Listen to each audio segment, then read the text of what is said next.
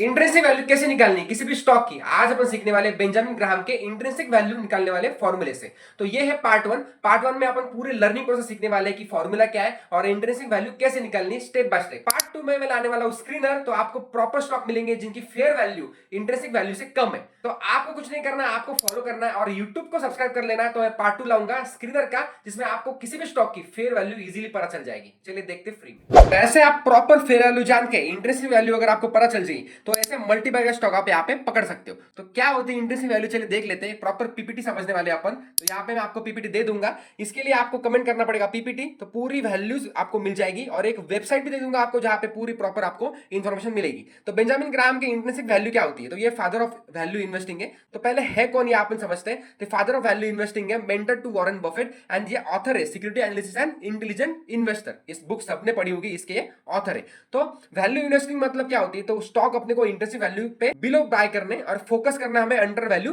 Stock पे, और margin safety principal यहाँ पे फॉलो करने, लॉन्ग टर्म यहाँ पे वेल्थ क्रिएशन करना मतलब वैल्यू इन्वेस्टिंग होती है। तो इंट्रिंसिक वैल्यू मतलब क्या, the true worth of company, real price based on earnings asset and growth, and compare करना intrinsic value to market price जो अभी करंट मार्केट में चल रही है। तो उस हिसाब से अपन इसको अंडर वैल्यू और ओवर वैल्यू करके बाय कर सकते हैं या फिर सेल कर सकते हैं। तो ग्राहम का फॉर्मूला क्या है, तो इंट्रिंसिक वैल्यू का ये इंटरनेशनल फॉर्मूला है, EPS into 8.5 plus 2G into 4.4 divided by Y. तो यहाँ पे ईपीएस मतलब अर्निंग पर शेयर है, जी मतलब ग्रोथ रेट है 7 से 10 साल का, एंड जो वाई है मतलब ट्रिपल ए बॉन्ड यील्ड है, कॉर्पोरेट बॉन्ड की रेटिंग होती है, वो आपको गूगल पे इजीली मिल जाएगी। तो इंडियन फॉर्मूला क्या है, तो इंडियन मार्केट में फॉर्मूला अलग तरीके से वर्क करता है। तो इसका एक formula EPS into 7 plus G into 6.5 divided by Y. तो इसका पूरा जो रीजन है, तो ये फॉर्मूला कहां से आया, तो क्यों इसका मतलब 7 लेते हैं, कंजर्वेटिव क्यों लेते हैं, तो प्रॉपर इसका मैं आपको वेबसाइट दे दूंगा, वहां पे आपको पढ़ने को मिल जाएगा। तो पी रेशियो इसका 7 देखा हमने, कंजर्वेटिव रहेंगे, 6.5 ये एफडी का रेट है जो बेंचमार्क है, एंड ग्रोथ मल्टीप्लायर रहेगा 1 एंड 1.5, दो नहीं लेना है।